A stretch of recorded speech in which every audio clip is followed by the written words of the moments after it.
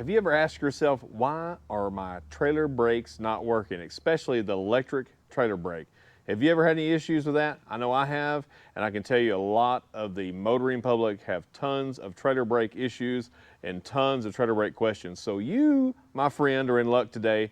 We're going to be discussing the electric trailer brake, talking about the magnet specifically, talking about how to maybe diagnose it to see if it is a magnet issue, wiring issue, or maybe the thing is just like me, it's old and worn out. So let's get right to it. So if you have a trailer with electric trailer brakes and you've had issues with them not working, there's a lot of different things it can be. We're going to talk, like I said, about the magnet. I'm going to show you right here in this drum, this cutaway that we've got. This is the magnet. This is where it'd be sitting at the bottom of the drum. Like I said, the drum has been cut out. This magnet has a spring behind it. It rides against the drum, and then when you energize it, this is what makes your brakes function. The first thing you need to do, if you're having an issue, so hey, my trailer brakes aren't working at all, the first thing you need to do is adjust your trailer brakes if you haven't done so. You have to start with that. If your trailer brakes are out of adjustment, even if it has a wiring issue, even if you find the wiring fault, if that is the case, they still may not work properly. So I encourage you to adjust the trailer brakes. If you don't know how to do that, you're in luck. You can see our trailer brake adjusting video. We'll leave it somewhere, I don't know, on YouTube, you point here and it don't show. You point here and it don't show. We'll get it somewhere, just look for it. So get that done. Once that's done, I'm going to show you what to look for if it is a wiring issue, if it's a magnet issue, but I'm going to talk a little bit about how this little bad boy right here works so you can maybe have a better understanding of what you're looking for and how it operates when you depress your brake pedal in your truck and your brake controller sends a signal back. So this magnet right here, it sits on an actuator arm and it has a spring in behind it. So you can see me push it in and out. Now this spring does not push it out to engage. The only purpose of the spring behind there is to keep it as close to the drum as possible. Many times it will constantly ride against the drum. We get questions all the time, well, is it okay to have some friction? Yes, if you have brakes, you're gonna have some friction. So it is riding lightly on there. Then when you push your brake pedal, depending on what you have your controller set on, that will send the amount of voltage that you have chosen back to this. This will energize and it will begin slowing the drum down just due to the magnetic friction on there. And what it does, it will push out and it will push your brake shoes out against the drum. And this is, the brake shoes is what stops or slows down the trailer, I should say. It's not the magnet. So that's why brake adjustment is important. If you're not properly adjusted on your shoes, the magnet is trying to do all the work. And we're going to show another cutaway of how the magnet can wear out just because it's being overused and it's not allowing the shoes to work properly. So I'm going to show you real quick. I'm going to energize this magnet. Right now it's dead, but this is what it would look like if you were able to look through your drum. It's going to be right up against the magnet surface on the back side of the drum, but I'm going to push it back and I'm just going to see if I can get it to stick. Probably won't. So now I'm going to energize it just so you can see the force that it will put out. So on three, 1, 2, 3. See how it went up against there? So now I'm gonna take this wrench, we'll pull the camera back just a little bit. So it has some draw on there. I have it hooked up to 12 volt, a full 12 volts. So you can see it's pulling. I mean, it takes quite a bit to get the wrench off of there. So this would be your brake controllers turned all the way up. I would never recommend that. If you're properly adjusted, many times you can get everything you're gonna get done with your brake controller set 5 and under. Maybe if you're in the mountains, maybe you have a heavy load, you may have to increase over that, but this is what makes it work. Once this energizes, your drum is still spinning, it's gonna kick this back, depending if you're going in forward or reverse, it's gonna spread out the shoes, and then the shoes are gonna contact the shoe surface on the brake drum, and that's what slows you down and helps you come to a stop. It is not made to stop the tow vehicle, it is only made to slow it down in conjunction with your tow vehicle brakes. Then once you let off the pedal, it goes back. Can you hear that click? Let's hear it. Let's be real quiet on 3, 1, 2, 3. So you can't move it once I let go, so you can take it off. So that's how that works. So if that is faulty, if it has a short in it, it's not gonna do nothing. Your brakes are not gonna work. You're not gonna have anything. There's a lot of different ways to test your magnet. I'm going to try to show you something simple. You can use multimeters. Maybe you're great with a multimeter. Maybe you're like me. I know how to use a multimeter. I just never seem to be able to find my multimeter when I need it. I've left it at the last place I was using it, and I can't remember where that last place was. So I'm going to show you how to do it with the test light.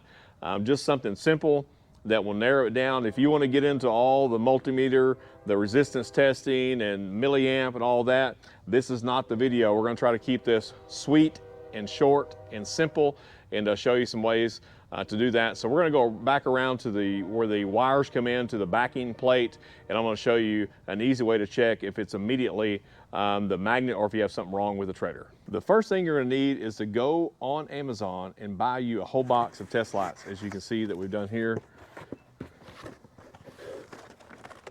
This is the 28400 Lyle test light, 12 volt. It'll do low voltage all the way up to 12 volts.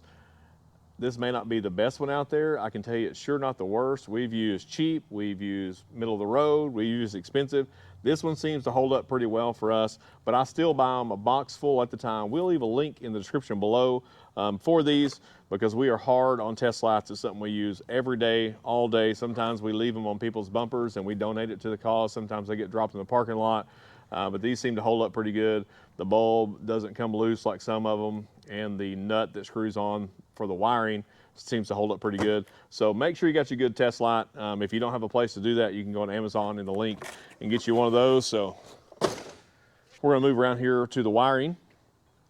So you have two wires on your magnet. They're usually both the same color. Now, sometimes your supply wire will be different colors. You may have red and black, you may have red and white, you may have black and white, and you may have blue and black, and you may have hot pink. I don't know what you're gonna have. But on the two wires, this is a question I get asked a lot. On these two wires, which wire do you hook up? It does not matter on the brake wires. These are not polarity sensitive. You can hook either or up. The only place you would get into some trouble, and I've seen some people do this in the past, so I'm using the red here for my brake controller supply. I'm using the black for the ground. That's going to go all the way to the front of the trailer. The only issue with that would be, say I have this one grounded at the front, but I accidentally come in and put a secondary ground, which is perfectly fine, but if you put it in on the red or supply wire, that's going to ground it out. It is not going to work. So it's always a good idea, no matter what color you use, to split your colors to keep those separate between your hot and your ground. So I have 12 volts hooked up to this, or I'm fixing to have 12 volts hooked up to this, and I'm going to show you how to test the wiring back here to see if it is working. So the first thing you're going to check on the wiring, after you've done your brake adjustment, you can probe both of these wires. If they're working properly, you're going to have supply going to the hot wire coming in, and the other side is ground. So only one wire will light up. So we'll show that here. I'm going to plug in. Can you see the test light? So we're hot. We have a full 12 volts. If you do have one of the fancy test lights, it would show you the voltage output. If you have a multimeter, it would show you the 12 volt voltage output. When I plug into the ground, there's nothing. If you have power coming out of both of these sides, the magnet itself is either shorted out or you have a direct short somewhere. That means it's trying to find the ground. It has no ground at that point. I'm going to simulate that here shortly. So remember, if both wires have power, there's a wiring issue. A lot of times it is the magnet shorted completely out. I'll show you how that shorts out, but it could be the wiring in between the truck and the brake assembly itself, where the wires are going to the backing plate. So if you have power here and ground there and it's still not working, there's a good chance you're out of adjustment, the magnet's worn out. If you don't have power here, what I'm going to say is disconnect this, check this for power, check for the ground on the other side. Then you're going to start working your way back to the front of your trailer to see if you have a short, or test the plug on your truck to make sure the brake control has output coming out that's feeding this. If it has power again on both sides, more than likely it is going to be the magnet. So I'm going to show you what that would look like in that scenario. So I'm going to disconnect the ground off of the supply. That would simulate a short or broke wire. And that's why it's important to test both. So I'm going to check so see, I'm still hot. But when I go in to check the ground, I got light on both sides. So that means I have no ground. Either the magnet itself is shorted out, which is very common, it's just worn out, or there's an issue, you don't have a ground coming from the tow vehicle, you don't have a ground somewhere on your trailer, you can always put a secondary ground and check it in that way. The other way I'd recommend checking this, if you have a 12-volt battery like I have, or if you have a battery charger, disconnect these two wires, hook your ground to one side, hook your positive to the other, and see if you can hear the magnet click like I showed you a while ago, or if it locks it up. If it does, then your issue is not here, your issue is somewhere in between here and your brake controller. That could be in the trailer, that could be in the trailer plug, truck plug, or in between the trailer truck plug and the brake control. Brake controller may be turned down too far, or the thing may be out. Just make sure you have a good brake controller. We have a video on that as well. We like to utilize Taconcha. There's a bunch of brands out there. I've used Taconcha for a long, long time. Don't remember how long, but if you watch the video, I think I say it in there, so you can go back and check that out. So that's a good way to do it. I know some people are going to show a video checking milliamps and checking resistance, and that's all fine and dandy. If it's to the point to where you're going to have to do all that, more than likely the magnet is bad. You're going to have to open this up. You're going to have to get in there. I'm going to tell you what I'm going to do. If I get in there and there's no power going through it, I'm just going to replace the magnet. A lot of the times though, the magnet, you'll see that the magnet surface is wore out and the drum is worn out. That may be all your issue, and you're going to have to replace, you're going to have to do a brake job at that point. You may even have to do a drum replacement. Depending where you buy your magnet, sometimes it costs more to buy a magnet than it does to buy a complete backing plate. I know that's crazy, but that's just the truth. I get a really good deal on the 10K and 12K magnets, but the smaller magnets, I mean, we can sell you a full backing plate assembly for what a magnet would cost. So that's just something, if you have to go that far into it, check it out, use a wrench, and I'm going to show you how to do that again here shortly on the table. But that's the first things to look. Just check to see if you got power. If you got power on both, man, you got something going on. So we're going to move over to the table, show you a couple different scenarios over there. We have another cutaway. I don't know if you recognize this cutaway. This bad boy's back. This is one of our first videos. It's had a lot of views, and thank y'all. We've had a lot of great questions, a lot of good feedback off the brake adjusting, because I'll tell you, in trailer brakes, 9 times out of 10, it's all in the adjustment, and the adjustment, improper adjustment, will short and burn out your magnet, and I'm going to show you a good example of that here on the table. So let's reposition all of our stuff, and we'll meet you there. If you've ever seen a magnet, if you've ever seen it on your trailer, or maybe you've had one in your hand, and you ever thought to yourself, I wonder what's in that magnet. Well, let me show you. It's got a ball of wires in it. So if your magnet quit working, maybe your ball of wires has quit working. But believe it or not, this here used to be this here. We had a trailer come in here a while back. Customer said, hey, there's a slight squeaking noise. We opened the drum, and this is what we found. That was all that's left of the magnet. So we're going to show you that. We're going to insert picture here.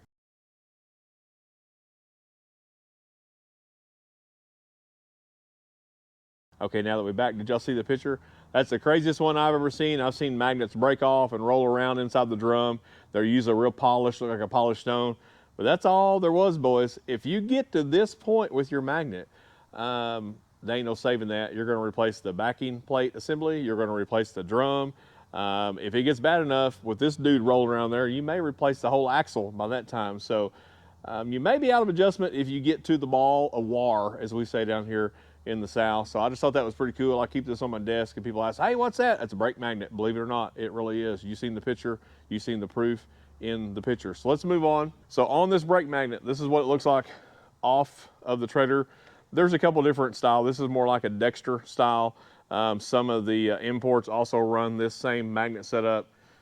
This is a smaller, this is gonna be like a 7K. It's a little bit different, as you can see it, but they all do the same thing.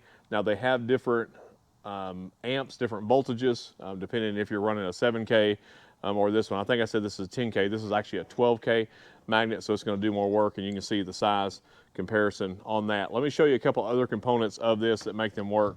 We talked about the spring. I'm going to use the bigger one because it's easier to see, I think. So we talked about the spring. Spring goes in behind it. Like I said, it's not there to push it out to make it work. It's there just to keep some tension against the drum surface. And then once you energize the magnet, it goes against the magnet surface on the back side of the drum and makes the brakes push out. We'll point down here and I'll show you how that works. So these are your brake shoes here.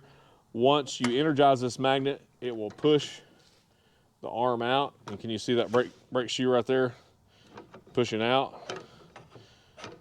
It's only pushing on one side here. It's because we have it off of the trailer, but it will actually equalize out and push all the way. I pushed that so far that we're gonna lose it, so I'm gonna hit it. Now we're good. Sometimes it just needs a bigger hammer. Let's talk about another important part of the replacement magnet. This little bad boy right here, this little clip that you can't see from my dirty fingers, that's what holds the magnet on to the actuating arm. So if I pull this off, you can see this little tab that sticks up, that the spring goes around, and the little hole in there, that's what holds it on. So it's important that you put this on, clip it in place. It's always best to stick your tongue out a little bit and make sure it stops. That's only there for the assembly process of the drum. If this little clip wasn't there, in theory, you could knock the magnet off when you're installing the drum and it could float around in here. Once this is here, even if that clip, many times you will open up brake assembly. This right here the magnet will fall off because that clip came off and it's just ground up. It doesn't hurt anything. It's only there to hold this together in shipping of the brake assembly and in installation of the drum. Once the drum is on here, there's no way, there's not enough room for that to come out unless this arm here is worn out. And that's another thing to talk about. This arm right here, if you get to the scenario where you have to replace the magnet and this is wallered out, that's a word we say here in the South, wallered out. If this is not tight, if it's spinning, if it's worn out, at that point you're going to have to replace the brake assembly, because the magnet is not going to do its job. It's just going to be moving around and it's going to get hot. So we've talked about that. We've talked about some of the parts and pieces. Let's talk about another issue that really doesn't have anything to do with the wiring of it. It has to do with improper use, but will lead to a wiring issue. So now I have a 3,500 pound drum that we've done a cutaway on, because I'm going to show you how an improper brake adjustment, like we talked about earlier, where you're overusing the magnet instead of utilizing the shoes to how they're supposed to be used, how that can lead to this, or it can lead to a shorted out magnet or a burnt up magnet. If you look here at the cutaway, right in this area here, you can see, I hope you can see, this is not level. So this is not a flat plane. This is where the magnet would ride. This has been chewed up because the magnet is doing all the work. Customers decided, hey, my brakes aren't working, so what's the first thing you do? Instead of adjusting your brakes, you crank up the brake controller. That's not adjusting your trailer brakes, that's just sending more power back to there, so the magnet is digging in, grabbing on for dear life to try to get your load slowed down. It will groove this out. That causes excessive friction, which will in turn heat up the magnet and will cause the magnet to start withering away, and it will turn into stuff like this. The other thing that's important, if you open your brake assembly and you see your drum looks like this, you just can't slap another magnet. We're going to show what happens if you were to put a good magnet. Let me set this down. So here we have a new magnet. This dude is perfectly flat. So if you're flat here and you're not flat here, if you look real close, you can see the light shining through the gap in between the surface of the drum and where the magnet is riding, because we have a nice flat magnet and we have a drum that's worn out. So that's not going to make good contact. You're going to be contacting a few places, and I'm going to show you on the other side of this cutaway what that would look like, just so you have a better understanding of what you may be dealing with and understand why you may need to change your whole drum. So let's do that. So on the opposite side of this cutaway, I've sprayed some flat black paint on here. I'm going to rub the good magnet over the top of it to see if we can bring out any of the high spots or low spots. So if you're one of those people that have trouble with like scratchy chalkboard or people raking their fork on their teeth, you may want to turn the volume down. I don't know how loud it's going to be.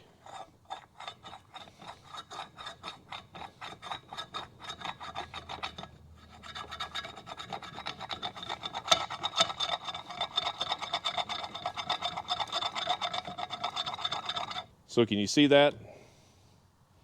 Hopefully the camera picks that up, but here you have a high spot, you have a very deep groove here, you have a high spot, then you have a low spot through here, then it's contacting over here. So the only place that magnet is going to be running is going to be touching in this area here, and then it's going to be touching over here and a tiny bit there. So this whole area here and this whole area here, there's no contact. So that magnet is going to be working itself to death.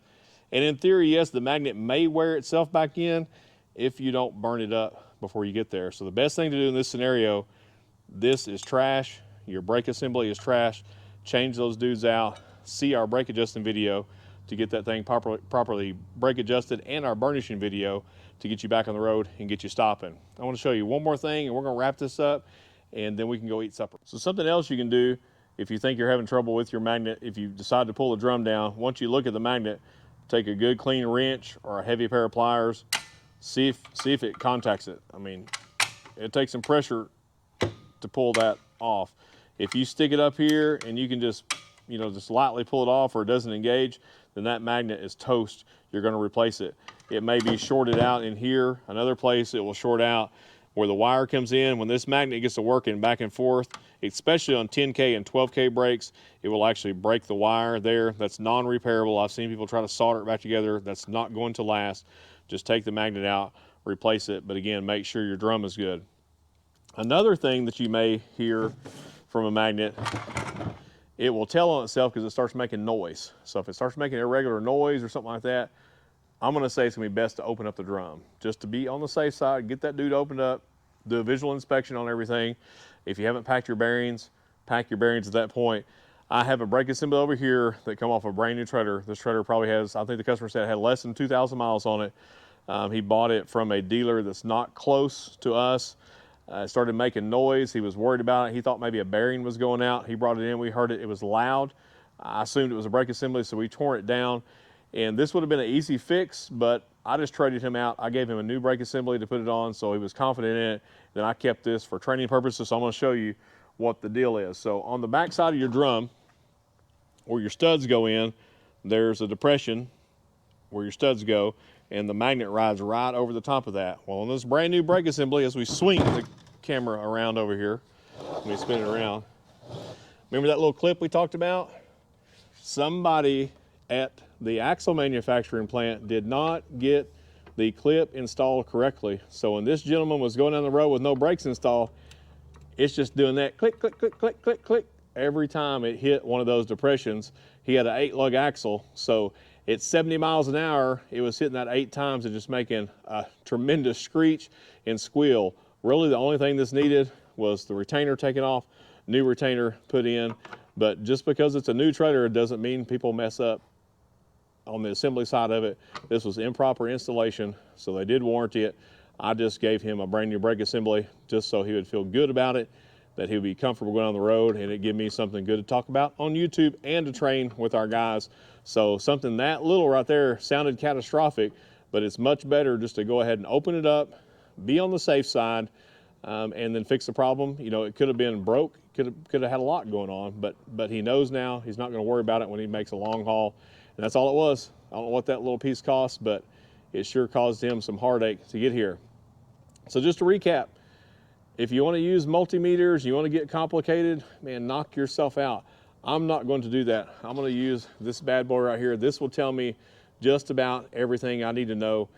If you're running full 12 volts to the back, if you look at this right here, you have a good hot battery, this light is going to be bright. If you're checking your brake control and you turn it up on 12 or 10, whatever the number one setting is, it's going to be bright. The lower you go with the brake control, the dimmer the light's going to be. So when you go to check your wiring, if you got a really dim light and your brake control is turned all the way up, then you have a wiring issue somewhere. If both wires are lit up on the back side of your magnet, you have a short somewhere. More than likely it's a magnet. You're going to have to go internal at that point, which is probably good, just to be on the safe side, check everything out. But really, right here will tell you a ton. Try not to overcomplicate it. Just check your wiring. But again, before you do any of this, before you waste any time, jack the trailer up, make sure it's supported properly, and make sure the brakes are adjusted properly, or you're just spinning your wheels, and pardon the pun, but that's what you're doing. So I hope this video was helpful. Man, we've had some great comments here lately, some great questions. We really appreciate those. It makes it feel like we're doing something productive. So keep those coming. If you have any video ideas, I know somebody shot us a video idea the other day. We're going to do that hopefully soon.